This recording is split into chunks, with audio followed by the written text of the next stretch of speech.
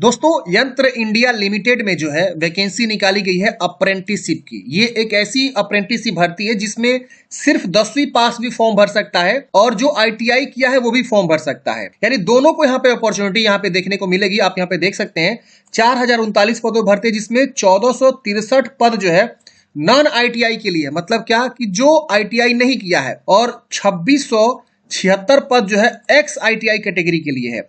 और एक प्रकार की ये ऑर्डेंस फैक्ट्रीज होती है यंत्र इंडिया लिमिटेड, जहां पे आधुनिक हथियार या जो भी हथियार बनते हैं वो जो है यहाँ पे होती है। भारत सरकार की कंपनी है और इसी के अंतर्गत जो है ये वैकेंसी आपकी निकाली गई है। इसका आवेदन जो है 22/10 से स्टार्ट है, 21/11 तक आप फॉर्म को अप्लाई करेंगे।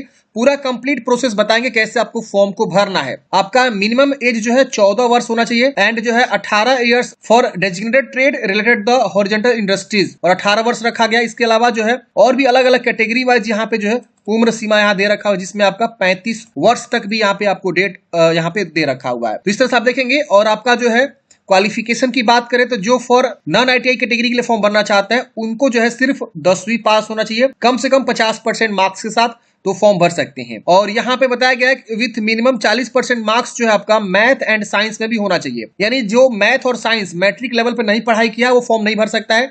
और उसमें भी कंडीशन है कि मैथ और साइंस में स्पेशल 40 नंबर से कम मार्क्स है तो आप फॉर्म नहीं भर सकते हैं। बाकी कम से कम सब मतलब परसेंटेज मिला के 50% होना चाहिए। अब यहाँ पे आईटीआई कैटेगरी में बोला गया है कि आप जो है एनसीवीटी एससीवीटी किसी भी अथॉरिटी से अगर आपने जो है जिस भी ट्रेड में फॉर्म भरना चाहते हैं उस ट्रेड में आपने आईटीआई कर रखा हुआ है तो आप इस भर्ती के लिए अप्लाई कर सकते हैं। और सेम वही कंडीशन मैट्रिक में भी आपका 10वीं मतलब आपका जो है कम से कम 50% मार्क्स के साथ पास होने चाहिए। यहाँ पे और भी बहुत सारी इंफॉर्मेशन दिया हुआ है। सिलेक्शन प्रोसेस के बारे में बात किया गया यहाँ पे। अभी मैं आपको ना प्रॉपर यहाँ पे जानकारी दे दूंगा कैसे आपको फॉर्म को भरना है। स्टेप बाय स्टेप एक लाइव फॉर्म फिल करके बता दूंगा ताकि आपको फॉर्म फिल करने में किसी प्रकार की मिस्टेक ना हो। पहले हम नोटिफिकेशन को थोड़ा सा समझ लेते हैं। तो ये इसका जो है फुल नोटिफिकेशन आप यहाँ पे देख सकते हैं फ्रेंड्स। और यहाँ पे सारी जानकारी आपको दिया हुआ है कि कैसे सिलेक्शन होगा। मोड ऑफ सिलेक्शन में मैंने आपको बताया कि मेरिट के बेस पे सिलेक्शन होगा, कोई आपका एंट्रेंस एग्जाम नहीं होगा। फॉर्म भरेंगे तो आपको जो है ना ऑर्डेंस फैक्ट्री का चॉइस भी करना होगा कि अगर आपका सिलेक्शन होता है तो किस ऑर्डेंस फैक्ट्री में आप जाएंगे, अभी हम आपको बता देंगे। और यहाँ पे आपको स्टाइपन मतलब सैलरी बताया गया, कितना रुपए आपको सैलरी मिलेगा आप सबको पता है।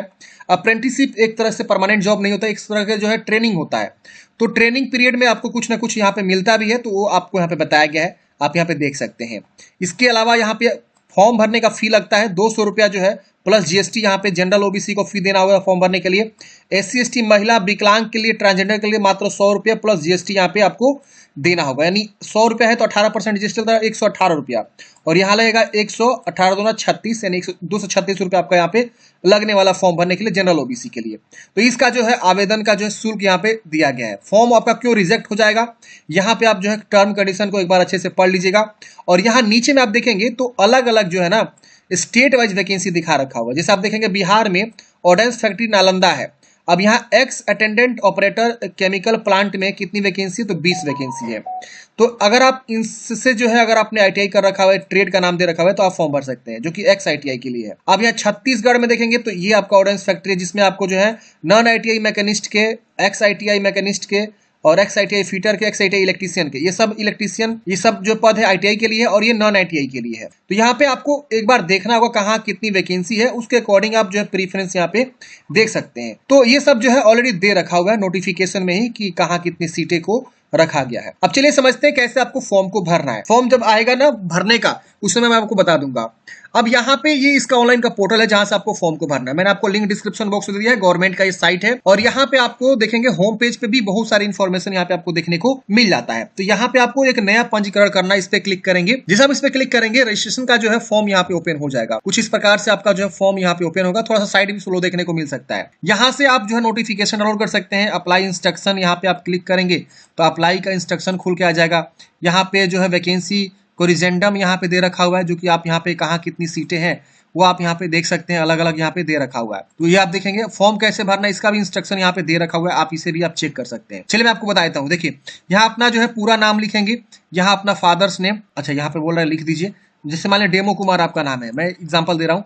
फिर आपका हस्बैंड हरी मतलब जो भी आपका नाम है मान लीजिए हरी डेमो, ठीक है। ये आपका पिताजी का नाम है। फिर यहाँ पे मदर्स नेम, फिर यहाँ डेट ऑफ बर्थ आपको लिखना है। फिर यहाँ आप जो है किस पे फॉर्म भर रहे हैं ये बोल रहा है लिख ही दीजिए। तो मैं लिख देता हूँ, एग्जाम्पल मैं लिख रहा हूँ सैंपल के तौर पे। आप ITI या एक्स ITI पे भर रहे हैं तो नॉन ITI जो सिर्फ 10वीं पास वो चूज करेगा, और जो ITI किया वो ITI चूज करेगा। तो अपने अकॉर्डिंग यहाँ चूज करेंगे। अगर आप ITI चूज करेंगे तो यहाँ पे ड्यूरेशन क्या बताना है, 1 साल का कोर्स किया कि 2 साल का कोर्स किया हुआ है। अब यहाँ पे कैटेगरी बताना है, जनरल, OBC, SC ST जो भी कैटेगरी से बिलोंग करते हैं आप यहाँ पे बता देंगे।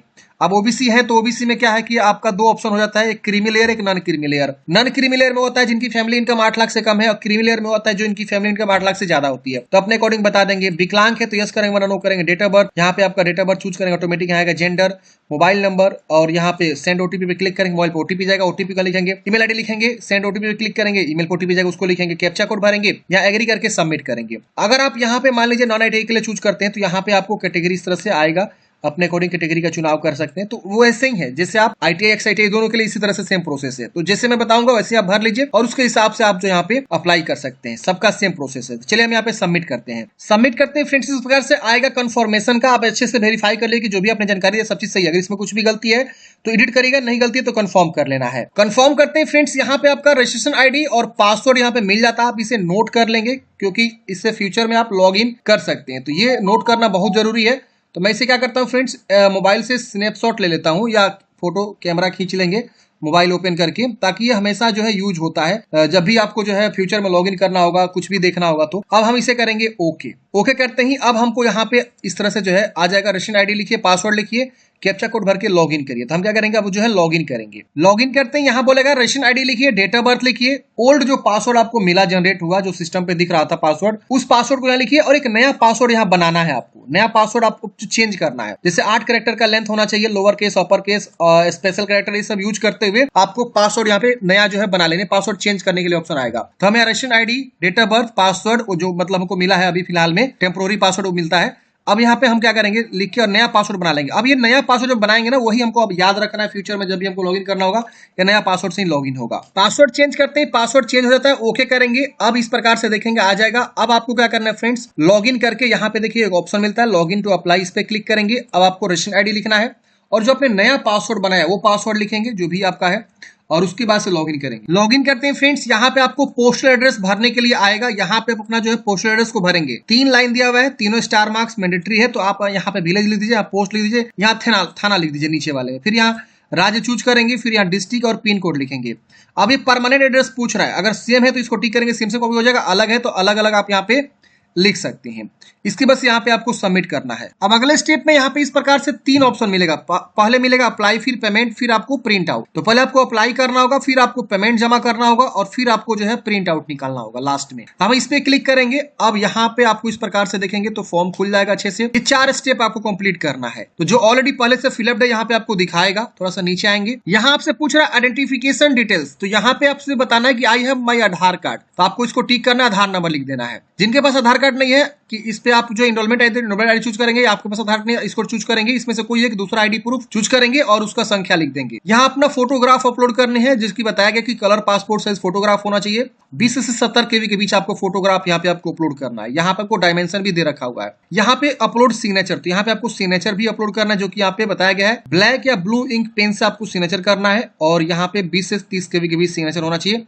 आप चूज करके अपलोड करेंगे, यहाँ पे शो करना शुरू कर देगा। उसके बाद आपको सेव एंड कंटिन्यू करना है। अगर आपको फोटो रिसाइज करना है तो मैंने आपको लिंक जो है रिसाइज का जो है नीचे डिस्क्रिप्शन में दे रखा है, वहां से आप जो भी साइज में फोटो रिसाइज करना चाहते हैं आप रिसाइज कर सकते हैं। फोटो सिग्नेचर अपलोड करने के बाद नेक्स्ट करेंगे। यहाँ पे आपको जो है क्वालिफिकेशन की जानकारी भरनी है। तो अगर आप ITI बेस पे फॉर्म भर रहे हैं तो 10वीं और ITI दोनों जानकारी भरना होगा। अगर आप सिर्फ मैट्रिक पे भर रहे हैं तो सिर्फ मैट्रिक की जानकारी यहाँ पे आपको मांगेगा। तो यहाँ आपको सबसे पहले मेरे को मांग रहा है मैट्रिकुलेशन क्वालिफिकेशन। हम मैट्रिक का बोर्ड का नाम जो भी है हम यहाँ पे क्या करेंगे, लिख देंगे। और यहाँ पे एजुकेशनल इंस्टीट्यूट कहाँ से आपने पढ़ाई किया हुआ है वो भी हम यहाँ पे क्या करेंगे, लिखेंगे। जो भी आपका स्कूल रहा है उसको आप यहाँ पे लिख देंगे। फिर यहाँ पे पासिंग ईयर आपको बताना है, कौन सी ईयर में आपने पास आउट करा हुआ है मैट्रिक, वो बता देंगे। फिर आपका मार्कशीट का नंबर होता है। देखिए बहुत से ऐसे मार्कशीट होते हैं जिसमें नंबर नहीं लिखा रहता है, तो ऊपर कोई ना कोई सीरियल नंबर होता है, जो कि लिखा नहीं रहता कि सीरियल नंबर है, SL से स्टार्ट होता है। तो मार्कशीट जो आपके पास है ना, उसमें का कोई भी ऊपर का सीरियल नंबर आप डाल दीजिए, सही से डालिएगा, क्योंकि वही मैच होता है DV के समय में। तो आप सही से जो है वो नंबर यहाँ लिख दीजिएगा।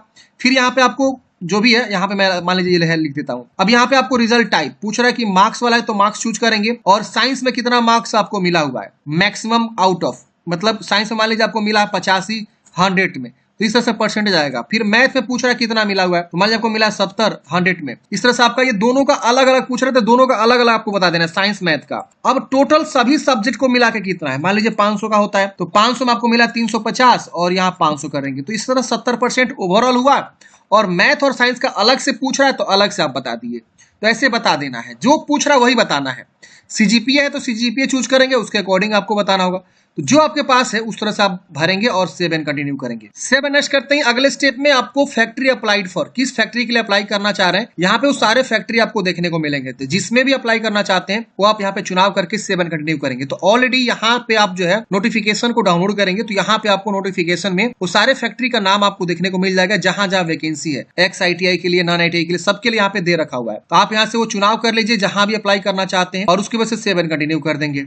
अब यहाँ पे आपको इस प्रकार से ट्रेड आएगा कि जो भी आपने ऑर्डिनेंस फैक्ट्री चूज किया उसमें कौन कौन से ट्रेड खाली है, मतलब कौन कौन से ट्रेड पे वैकेंसी है। तो वो ट्रेड अब आपका खुल जाएगा, कहीं पे एक होगा, कहीं पे दो होगा, कहीं पे 4 होगा, कहीं पे 5 होगा, कहीं पे नहीं भी होगा।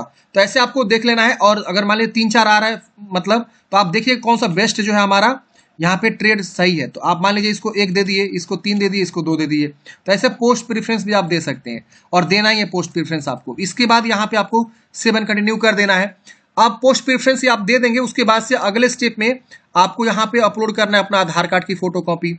यहाँ पे आपको अपलोड करना है मैट्रिक का सर्टिफिकेट, जो कि मार्कशीट जो है वो सर्टिफिकेट नहीं मार्कशीट बोला गया है। और यहाँ पे आपको कास्ट सर्टिफिकेट, तो SC ST OBC के केस में सेंट्रल लेवल का जो जाति प्रमाण पत्र होता है, OBC में NCL जो सर्टिफिकेट होता है सेंट्रल लेवल का, वो आपको लगाना है। SC ST का तो सेंट्रल बनता नहीं है, जो भी आपके पास प्रेजेंट में SC ST से बिलोंग करते हैं वो लगा दीजिए। अगर आप OBC हैं तो सेंट्रल लेवल का OBC NCL लगाइएगा।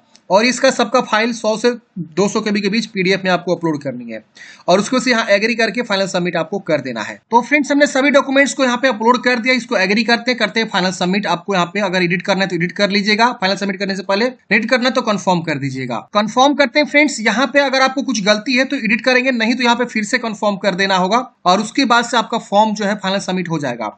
ये देखिए ग्रीन हो गया। अब यहाँ पे आपको पेमेंट करना है। अब क्या करेंगे, ऑनलाइन पेमेंट वाले ऑप्शन पे क्लिक करेंगे। जैसे आप पेमेंट कर देंगे फिर आपको प्रिंट आउट कर लेना है। तो हम इस पे क्लिक करेंगे, यहाँ पे इस प्रकार से आएगा। आपको यहाँ पे candidates note payment once made can't be cancel, इसको आपको चेक कर लेना है, रिफंड पॉलिसी है। और आपको यहाँ पे जो है क्या करना है, प्रोसीड करना है। प्रोसीड करने के बाद से फ्रेंड्स अब यहाँ पे आप देखेंगे तो इस प्रकार से आपको जो है आ जाएगा। अब यहाँ पे आपको net banking, UPI, wallet, NEFT, बहुत सारा ऑप्शन है।